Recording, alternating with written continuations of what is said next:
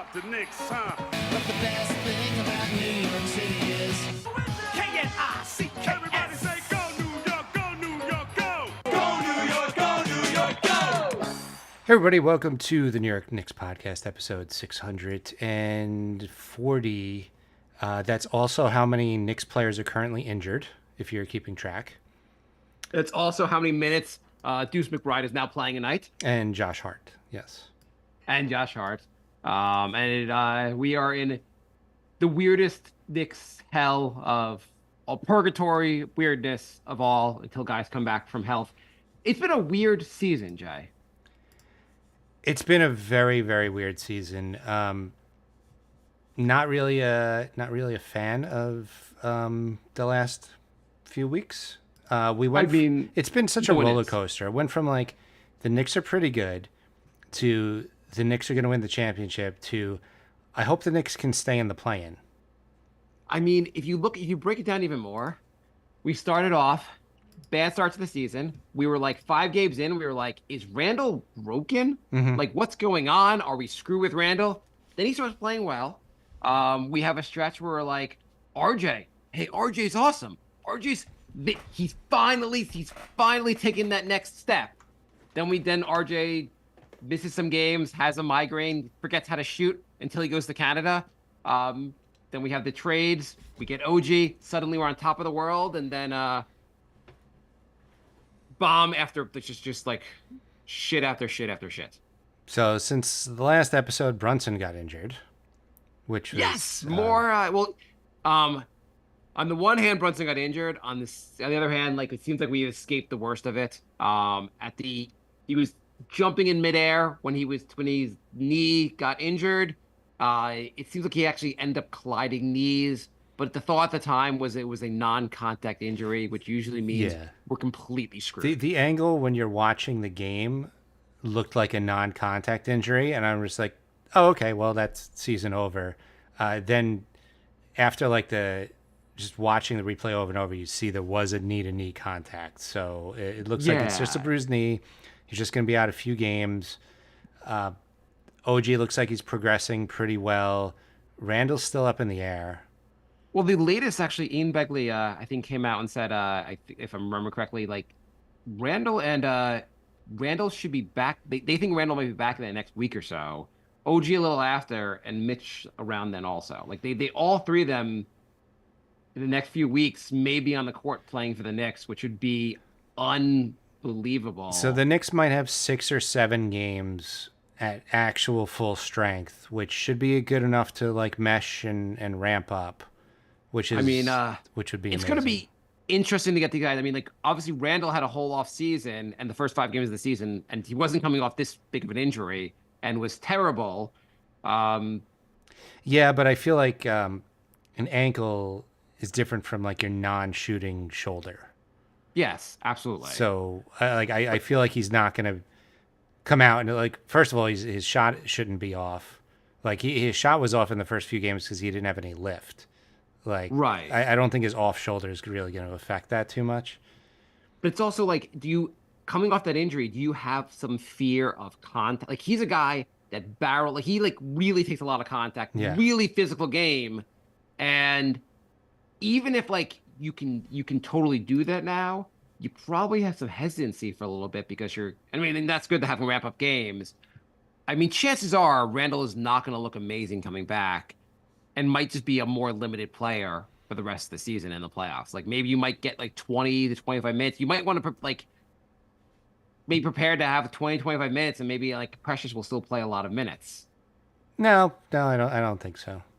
You don't think so? You don't think he's going back to me? Like, Tibbs is like, you feeling okay? And Randall's like, I don't know. 48 minutes tonight. We're doing it. This whole Tibbs thing, he doesn't do that. Like, he plays guys a lot of minutes now because there's nobody healthy. There's literally 8 guys unless you want to start going to G League guys like Charlie Brown and Jacob Toppin. Like, there's only 8 guys there, so they're going to play too many minutes. When the Knicks were at full strength, nobody was in the top 15 in minutes played. By the way, just we are coming off of the Knicks got kind of crushed by the Warriors. Tried to hang with them, did not work out. They had a great win against Philly, and then they what should we call it? And then they lost last night to the Hawks, and kind of disappointingly. That was not a pretty game. No. Oh, not Philly. Sorry, I meant Cleveland. They beat Cleveland. They beat A Cleveland, really which fun, was yeah, very really fun. nice. Like a terrible start with Brunson getting injured, but then a really fun performance with the Knicks came like flat out outplayed Cleveland. The rest of the game. How in their head are the Knicks for Cleveland? Like, they stomped them in the playoffs, and then they just played them without 80% of the starting lineup and beat them anyway. In defensive Cleveland, they were missing Donovan Mitchell, and they are a really average team without Mitchell. Well, also in defensive Cleveland, Brunson's injury threw off their rhythm. The now infamous quote from Mobley. Which, in fairness, like I know people are giving Mobley crap for that, and I don't really want to defend Mobley, but like if in the interview, the reporter kind of like led him with that question. you don't have to. I mean, he could just say, no, it didn't throw us off. But they were like, oh, did it throw you off? Did it like, he's like, sure, I guess. He definitely could have said no. It was 47 seconds into the game. But what rhythm did you have? You took one shot. I think the exact quote was, whatever excuse you have, we're a bunch of bitches. Yeah. Well, that was my point. Like, they definitely don't want to see the Knicks in the playoffs. It is crazy just on this roster. Everyone that is playing now was basically a part-time player coming into the season. Almost, I guess the only person you could say Josh Hart was playing major minutes to start the season, but he was even a part-time. Like he was like a coming off the bench. Like it's crazy. Our number one offensive option is Dante DiVincenzo, who was coming off the bench 15 to 20 minutes tonight to start the season. McBride wasn't playing. Achua was not playing that much in Toronto. It's absurd, like what we have to work with at the moment. It's really a skeleton crew. The Knicks signed Shake Milton. The shake. So, hey, have you ever tried the Grimace Shake, or do you know what the Grimace Shake is? I saw some people drinking some Grimace Shake, but I have not tried it. No. I have not tried it. My kids have not tried it, but they know what it is, and apparently it's like a popular like among kids or whatever, the younger generation. This thinks the Grimace Shake is cool.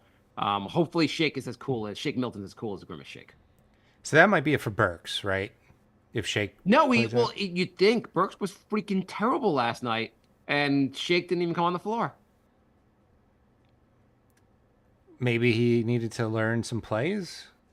The two that Tibbs has. Can you learn what Alex Burks is doing? So just jack up shots with no regard to where the basket is or where your teammates are. Burks is playing like he's trying to prove something instead of like playing in the flow of the offense, which Burks, he needs to stop. He's not. I mean, Taj just, by the way, signed with Detroit for a 10-day contract. So he is no longer in the Knicks world. Well, he signed 10 days with the Knicks. They would have had to sign him the rest of the season. Which, I mean, but Taj looked terrible. Yeah, he looked like previous Taj was good. He looked washed up. Alec Burks was like, "Hold my beer, Taj. I'm going to look even more washed up." He looks so bad. But Burks was playing good in Detroit. Like, I know Detroit stinks, but like he wasn't shooting. He wasn't bricking wide open threes. Like he was shooting around 40%. So I don't know. I'm starting to wonder, was he really looking good in Detroit, or was it because Detroit like, hey, you don't even have to try to play defense here, so you only have to play half the court, and we don't really even care what you do here. Like we're just gonna lose every game. Like you don't have to put the effort in. Yeah, but he wasn't shooting like this. I mean, maybe he's tired from playing defense. Kind of playing defense. Sort of. He wasn't this bad when he was with the Knicks the first time. This is just like. He has not had a single good game since he's been on the Knicks. I know he's not in the exact role he would be in, but he's been absolute garbage in terms. Yeah. Honestly, if everybody comes back for the playoffs, he probably won't even play anyway. I know we talked about this before. Yeah. I kind of want to cut him right now. Then you're gonna have like Jacob Toppin playing or Charlie Brown. Why do they even have? So the Knicks, I think they have an open. You have to have 14 guys on your roster. I think I think they are like they have to sign someone soon to fill that 14th spot. Yeah. Is there no one in the G League that can get some minutes that you could just sign to another 10-day contract? Like you don't even play fucking Charlie Brown. You don't play. Maybe you want to develop Jacob Toppin. Maybe you think something is there. But is there anything there with Charlie Brown? Is there anything there with what's his name? Who's the other guy they have? Daquan Jeffries. Yeah, yeah, Like, yeah. why? Just find someone in the G League, put them on the roster. Someone that can freaking contribute. Is there no one in the G League that can miss shots as well as Alec Burks can? Yeah, well, it's got to be a big man. Ihart looks terrible, and he's looked terrible for a while. That Achilles is clearly not healed Looked up. terrible. I don't think he looked terrible last night. You thought he looked terrible last night? He's okay. Terrible is maybe a little strong, but he is I not. think He that was looks. a little. He had some good plays on defense. He looks nothing like he did a couple weeks ago. He doesn't look. Yes, he's not fully iHeart. This is going to be a tough. I don't know. The rest of the season is going to be tough here because even when guys come back, no one's going to look that great. We're probably going to lose in the first round, and everyone's going to say, "Oh, no excuses, Knicks." You're like, well, everyone's like half dead, but they're on the court. No excuses. You No, guys are just a complete failure. Fire Tibbs, blow it up. Now, if they come back fully healthy a few weeks before the playoffs, they should be rolling by the time the playoffs start. I hope so. First of all, they're in the play-in. This is going to be. I'm sorry to be pessimist, but they're going to the play-in. They're not going to the. It is going to be really tough to be in the actual like top 6. Well, the good news with that is if they finish 7th, then they'll get to play Cleveland in the first round, who's scared shitless of playing the Knicks. So that'll be fun. The Knicks will probably end up in the 7th seed. In the play-in, you have 3 games. Basically, you have to win 2. The lower seed has to win 1. I mean, the other lower seed has to win 2. You just have to win 1. Knicks should win the play-in. They're going to be flat out better than the other teams. They might actually play Brooklyn. That'd be funny. Yeah, That'd be really funny. So I mean, their path might be Brooklyn, Cleveland, Milwaukee, Boston. I'm cool with that path. That Yeah. would be fine. Yeah. And whatever. Miami was the plan last year. They went to the finals. Whatever. Yeah. Knicks got to get healthy though. What do you think of last night's game against the Hawks? I thought it was an abomination. I am just so frustrated at DiVincenzo that he can't carry the entire. How dare you have an off night? How dare you? You were brought in here to be our number 1 option in the middle of March. Come on, DiVincenzo. I mean, honestly, any team missing 80% of their starting lineup is probably losing every game 20 to 30 points. The fact that they beat Cleveland the night before was, and they, for the most part, they've been fairly competitive. They haven't been, Yeah. I mean, Golden State lost by like 50 points the other day, and they're, I believe, fully healthy. So, Boston crushed them. The Knicks came back. I mean, they were down by 20-something points, came back to tie the game, and then just once they tied the game, like they kind of hit a wall. yeah. But But the only thing I didn't get they're last so night was shorthanded. It's you can't really like what are you getting from these games? Like you can't judge this team really, right? Like in theory. So in theory, things you're getting from these games. In theory, when everyone's back, like DiVincenzo has really stepped up. He just can do a lot more now than he Yeah. could earlier in the season. Yeah. And so he really can be your third option on offense. As long as he's not really asked. He's not great at creating his own offense, but he doesn't really need to if other guys are back. well, he could also shoot lights out, and if you have Brunson and Randall out there drawing attention, like he's just going to be hitting open threes the whole game. Like, And he was going to hit open threes. I love the fact, even though his shot was way off last night, his defense, his intensity on defense was still there. He was getting deflections, turnovers. He was playing really good on that end of the floor. yeah, And other things you get so I am with Tibbs' reputation for overplaying guys, and a lot of guys played big minutes last night. And I'm sure there's an actual reason we just don't know. But why the hell did Precious not play that much? That was Precious's best 24 minutes on the floor for the Knicks. He looked great last night. was a little weird that, yeah, he was I think 7 for 7 at one point. Finished the game 7 for 8. He was going to the basket, backing down guys, great footwork, great moves around the net. His defense was freaking. He was so on defense. I mean, I'm gonna assume that if he was like there's no good reason Tibbs loves playing to him. Mm-hmm. Maybe he's like, hey, maybe it's a sore ankle. Yeah, yeah. Something's there. Something's like where he's like, hey Tibbs, I really don't want to get fully injured. Like you got to limit my minutes tonight. Very possible. Very possible. He's Like, yeah, there's got to be something underlying. Like we're like they're like, hey, Precious is good. You're gonna kill him. You have to like ease up a bit. yeah, yeah. Isn't it weird how like 38 minutes a game now is like, oh my god, it's grinding him into a pulp, and then you look at box scores from the 90s and like every starter played like 42 minutes. Yeah. Well, I mean, the 90s was easier because everyone was beating each other up on the court, so that was just much easier time to be on the court. I mean, they're allowed to basically foul each other in the 90s, and everyone's playing more minutes. But now everyone's minutes have to like go down. Yeah, I don't know. It's weird. But Precious looked awesome. This is the best I see. Like, so if the scenario comes back where Randall can only play 20 to 25 minutes, and that's what it is, I am very comfortable having Precious out there for the other minutes. Like, he will fill in really well. Yeah, yeah. I mean, the Knicks have legit two guys at every position. Yeah. I Like, mean, it's not like, oh my god, this position takes such a huge step back. I mean, McBride is a big step back from Brunson, but McBride has looked really good lately. Yeah, McBride, his defense has been awesome. For a He's been backup getting- point guard, like he's better than a lot of them out there.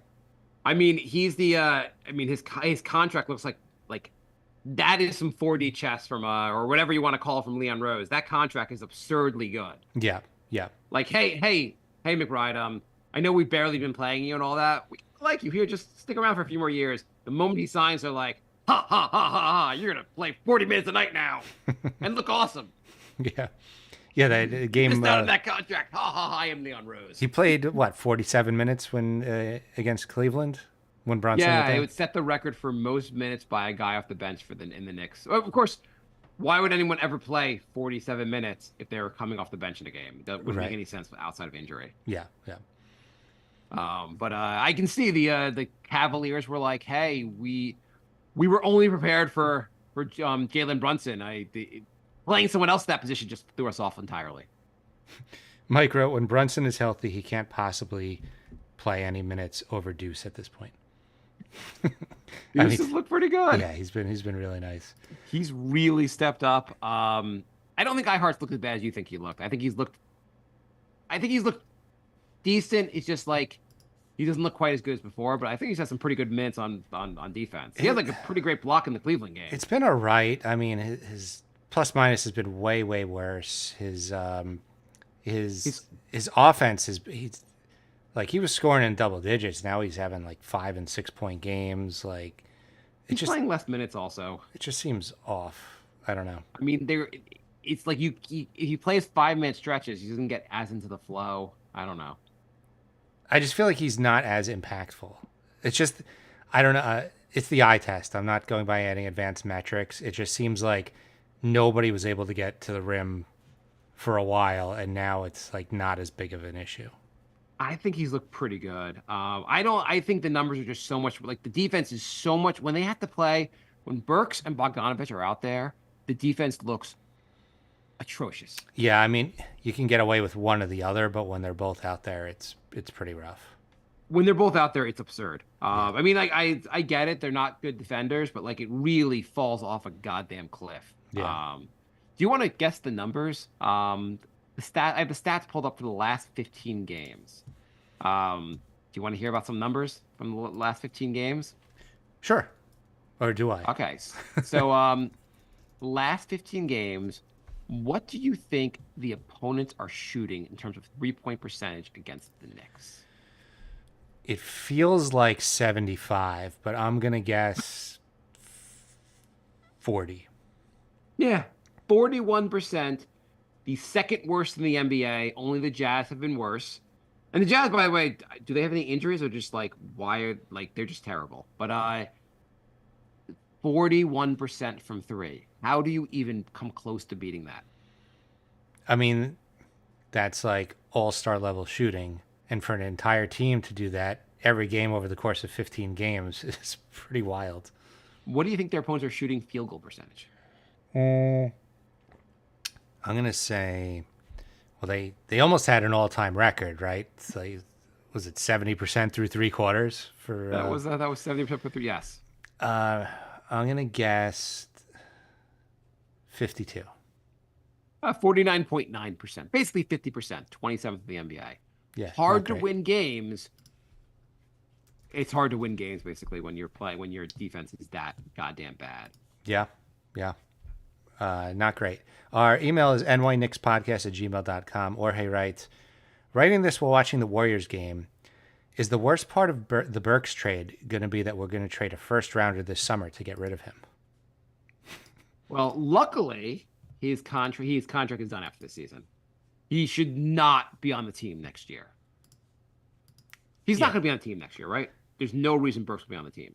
They don't, unless there's an injury, they don't need him. I mean, you can just draft 2 players and play them. There's no way those players can be worse than what Burks is giving you right now. right. Agreed. What do you think the Knicks' offensive rating? Where do they rank of 30 teams? Where do they rank over the last 30 games? Or Over the last 15 games. Sorry. Last 15 games. Yeah, where of the 30 teams, where do the Knicks rank? 28th. 18th. Offense hasn't been hasn't been good, but hasn't been horrendous. Okay. What's their defensive rating over the last 15 games? Where do they rank? 24th. 26th. Do you know who? I am not gonna guess who's 27th over the last 15 games. I find this gets a little bit funny. Cleveland. No, the Raptors. I wonder why they're so bad on defense. Interesting. Is there anyone there that's really bad on defense that kind of sucks, kind of holds back your entire defense? It's very interesting. I don't know. There's someone there. I don't know. Must be a coincidence. Yeah. Andrew writes, Leon, draft. What's that? Yeah, please draft somebody this year, Leon. Come on. You have 2 first-round picks. That Dallas pick is looking a little juicy now. You have to freaking use these picks. You cannot. I know the draft's going to happen. Leon's going to be like, what if I trade the Dallas pick for a first-round pick, protected top 28 from 2031? That'll be worth a lot in trading for a superstar. War chest. War chat. I mean, like, the only way you get cheap talent in the NBA is through the goddamn draft. Like, and you have a chance. Like, look at what's his name last night? Jalen Johnson looked pretty darn good, right, for the Hawks. Yeah. You know what he is? He's a late first-round pick that they developed. Yep. So Dallas is in 8th right now. Yeah, they're falling off a little bit. Where are they in the Knicks? Let me see where they are. The Knicks season ended right now. Where do they draft? It looks like basically the season ended right now. The Knicks would have the 15th pick in the draft, which is a pretty good draft pick, and the 20th pick. Mm-hmm. I mean, and that's decent chance the Knicks actually end up with, like, because the Knicks probably will lose a few more games, Knicks would be like 14th, maybe the 14th pick and the 16th pick or something like that, or 17th pick. not bad. You can really add to your roster with those picks and not freaking trade them for some stupid. There's no reason. I wasn't there. We only won the number 1 pick in the draft. When he was gone, we had a punt. There's no reason to not draft somebody, because the whole reason you have all these was to make a big trade. You didn't make a big trade. Now draft somebody. Like, our roster is proof that you can't get someone late in the draft. Not a single guy here, the entire roster was late in the draft, was a late first round or second round pick. The entire roster, basically, besides Randall. Yeah. The entire goddamn roster is a later pick. Yeah. Daniel Also, Rice. I think there's a pretty good chance that you can draft somebody who might be better than Daquan Jeffries or Charlie Brown. Daniel writes on Facebook, Mark, have you considered putting the Knicks logo where the Jets logo is, i.e. swapping them? LOL. I like that idea. Okay. And anyone else think that Achua can become a Randall Light with more training? Getting real minutes has flashed the potential. Similarly, Deuce seems to be taking an IQ role. Yeah, yeah, yeah. I would mean, think I agree with the Deuce part. The Achua, I mean, he's got the rebounding. His defense is pretty good actually. Yeah, pretty good. Um, he needs to get better at being able to create his own shot. I mean, I don't think that's going to happen, but yeah. Well, I mean, actually, no, he was creating. I mean, last night he was driving to the paint and like creating his own shot. Never mind, he really was. Mm-hmm. His 3-point shooting is terrible, but it's something he can develop. It's not like I agree. Randall's 3-point shooting is great anyway. Yeah, I mean, like he's just not really a threat from 3-point land. Like no one's ever going to guard him out there. At the same time, he could work on that. Like, I mean, how much do you think he was working on his 3-point shooting going leading up to like this? It's not like he was like, "Hey, I'm going to shoot a lot of threes in my other roles." Now maybe he'll shoot more threes in the offseason and maybe get better at it. Yeah, I mean, with other depending on the lineup, he doesn't even need to shoot threes though. I mean, he's had to shoot threes because everybody's injured. But if you have OG back and you could have Brunson, Dante, OG spreading the floor, he can do some work down low. If the Knicks get him on a reasonable contract, I would love to have him back next year. He is the kind of backup power forward you would want. Yeah, a guy absolutely. that could slide into the center position, a guy that can really play defense, like better defense probably than Randall. Get some rebounds, really fill in somewhat on offense. Like, and I think we talked about before, but I really think McBride, like, part of that calculation with the IQ trade was like, hey, we really think McBride can do 60% of IQ at least. Yeah, and I'd argue he's doing like 75% of IQ. Yeah, I mean, not on offense. IQ, he's not close to where IQ was on offense, but like He's more efficient. he has been more efficient as of late. IQ's playing pretty. His efficiency wasn't terrible. Like Wasn't great. it was a lot improved over the last like year and a half. Yeah. Okay, well, whatever. I mean, if IQ could give you 15 to 20 points a night, McBride's really giving you at least 10 points a night. Yeah. Oh, would you rather pay IQ 25 million or McBride 4? I mean, really, I'd rather just turn IQ into the best, the top 3 defender at the 3 in the NBA. That's really what it comes down to. Yeah, that too. Yeah. Yeah, I mean, like that. If you were like, hey, I got a guy who can kind of fill in for IQ, and we get one of the best defenders in the NBA, like who may or may never play basketball again because of his elbow, then we should do it. Do you think the Knicks didn't know about the elbow thing going in, right? There's no way they did. I think they did. He was wearing the elbow sleeve the day he came over to New York. He was like wearing it on the plane to New York. I mean, Can you like, hey Tibbs, like he's got a thing with his elbow. We might want to limit his minutes. Wait, he can play defense, amazing defense. He's never leaving the court. Cape writes 5th in the East with a second string team is amazing. I agree. I mean, they're 3-7 in their last 10, but even some of those losses weren't like really bad, considering like most other teams, if they have this many injuries, are losing by 40 points. What game did you feel like they really just didn't have a shot? Like I felt like the Atlanta game, obviously the score ended up being a greater, like they lost by like 16 points, but like they were really in that game at the end of the game. Golden State game, it felt like there was kind of Golden State game. They felt like they got their butts kicked. That was pretty much the only one though. Like they almost beat Boston. Also, Golden State, like I know the Knicks were like you can say the Knicks don't play the best 3-point defense with this current team, but the Warriors were hitting some ridiculous threes. Yeah. Well, I mean, Steph Curry had one of those nights where like I don't think he hit like a million threes, but he hit some threes where you're like, you did everything you could to guard him because you're within the NBA rules, you can only guard someone so much with a 3-point shot. Like he just got like an ounce of daylight and just chucked it up there and it went in because he's the greatest shooter in the history of the NBA. Something about MSG. Everybody gets tired. Everybody gets tired of MSG. He was on fire. The whole Golden State team could not miss from 3. They go to Boston. They couldn't hit the freaking backboard. Yep. Yeah.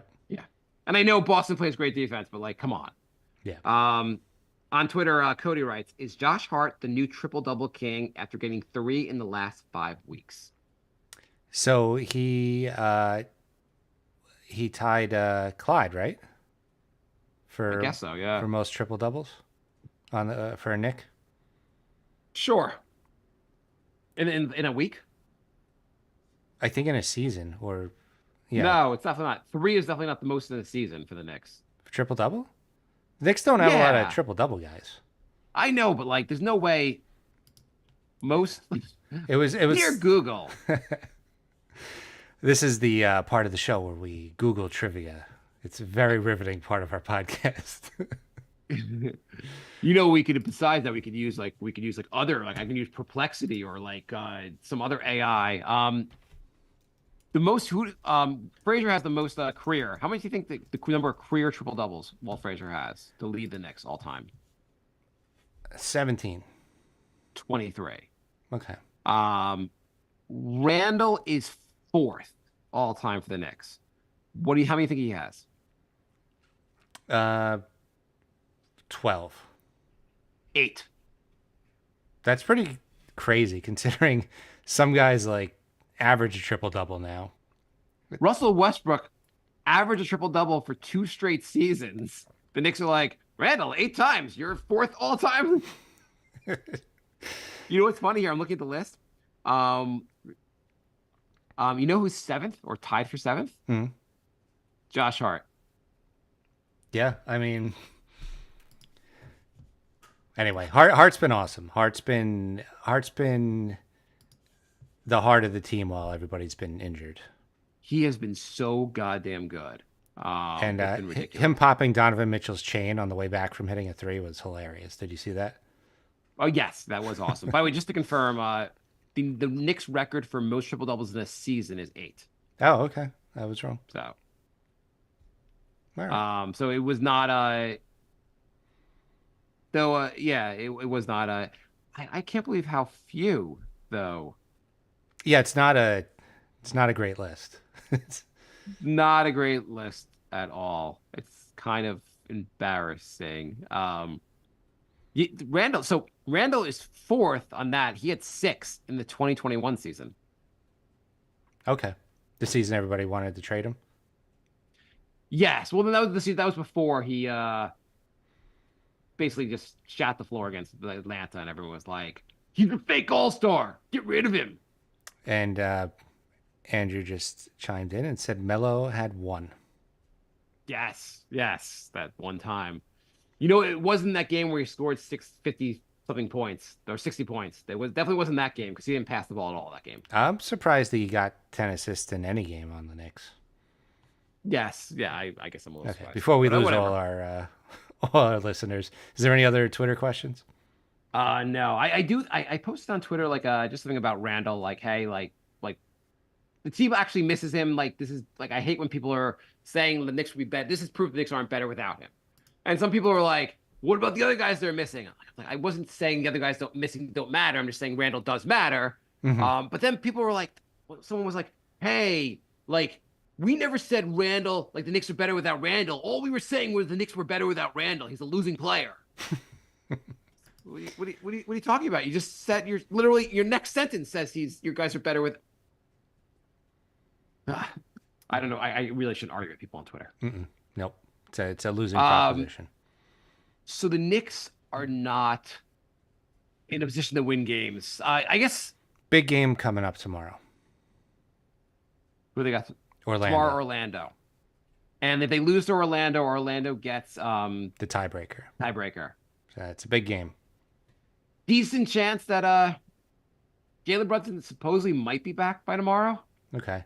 I don't suppose It's gonna be a tough team to beat without them. I don't suppose OG Randall Mitchell are all coming back tomorrow because that would be good. No. They got Philly back-to-back games then, or like Sunday and Tuesday. Well, I think Maxey just got injured. So, I mean, Philly's almost as injured as the Knicks at this point.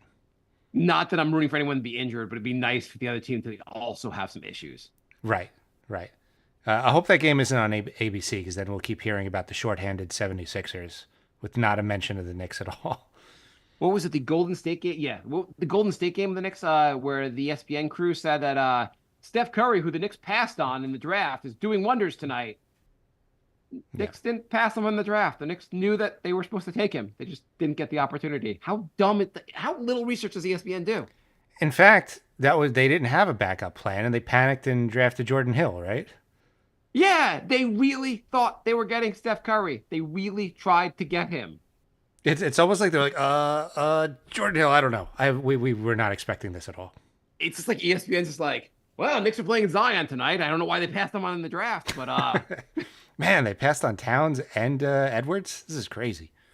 man, I can't believe the Knicks passed on. I guess maybe they didn't draft Giannis. When I don't know if they had the option, but they're like Knicks passed on LeBron just like they passed on Michael Jordan. Great research by the highly paid commentators. Yeah. Yeah. So the Knicks, they got the next five: Orlando, Philly, Portland, Sacramento. They should be able to go. They should be able to win at least two games, if not three. I mean, Portland's an easy one. You'd think they could get at least split with Philly. They could beat Philly twice. Beat Orlando, go on a little bit of a run.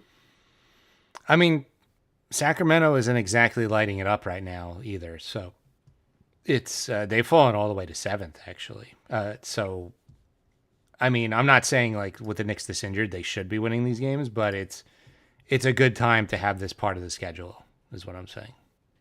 I mean, just like they should at least be competitive. Was it all a dream? Was it all a dream? Because January was so much fun. This team was so ridiculous how they were like humiliating teams on a nightly basis. It almost feels like a fever dream at this point. It was so like it wasn't like the offense was so amazing. The offense was good, but the ball they were like just give it the ball back on defense. Like it was just taking the ball from the other team. It was ridiculous how well they were shutting teams down on defense. Yeah. Giannis was selected 15th. The Knicks picked 24th. Thank you, Andrew. Okay, yeah. I mean, the Knicks, I guess, passed on Jokic. They could have taken him. That is true. That is one that they could. I mean, the entire NBA passed on him, but what are you gonna do? Yeah. So, what do you think? 2-3, 3-2, something like that. 5-0, Jay. And if I'm wrong, I'll just make a prediction next week. The Stephen A special. It doesn't matter. It would be great with like one day on the air, like ESPN or something like that. He's like, yeah, I predicted the Magic to win last night, and the boss just like ESPN executive comes out and just fires him. You too many wrong, Stephen A. Just too many wrong predictions. You're out of here. The crazy thing for me is when Stephen A. gets into debates with his co-hosts, none of them bring up the fact that he picked the wrong finals winner 7 years in a row. Like that's almost statistically impossible to do. I have to say also, like, when you're debating it, like you're like, okay, I know Stephen A doesn't even believe what he's saying, and we're just arguing for the sake of arguing, and is this entertaining to anyone? But I gotta freaking do it because this is what ESPN wants. People are watching, and they pull in big numbers. I don't know. It's not for me, but somebody's enjoying it. I don't think Stephen A. I think he can be entertaining at times, but like, I don't know, his shtick gets old real fast. Yeah, he was on Bill Simmons and he talked like a normal human, and I was like, oh, he's actually like kind of interesting now when he's not screaming. It's just that he just does the screaming shit and the overreaction stuff, and like the Knicks, if they don't trade for a star, there's no way they could win a game ever again. You're like, okay, could you just use a little less hyperbole, please? Just a little less, Stephen A. Every time you speak. All right, I think we're done. Like the Knicks current roster is. Yeah. So hopefully by the time we do next show, we'll either have some players back or be close to having some players back. We are nyknickspodcast@gmail.com if you want to email us. nyknickspodcast on Patreon, Facebook, Instagram, and Twitter, or X if anybody's calling it that. And the New York Knicks podcast.com is our website. If you're bored while the Knicks are not playing, you could leave a review on Spotify or Apple or something like that. And yeah, thanks for joining. We will be back next week. Goodbye, everybody. Bye,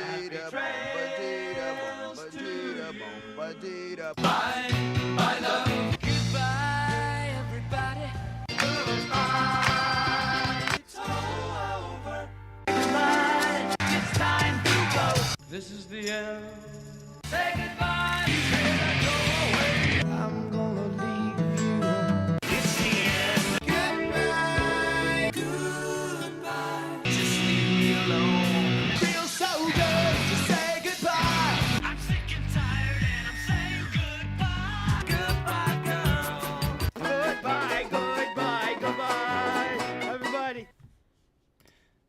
All right. I really am looking forward to covering some games with an actual starting roster again soon.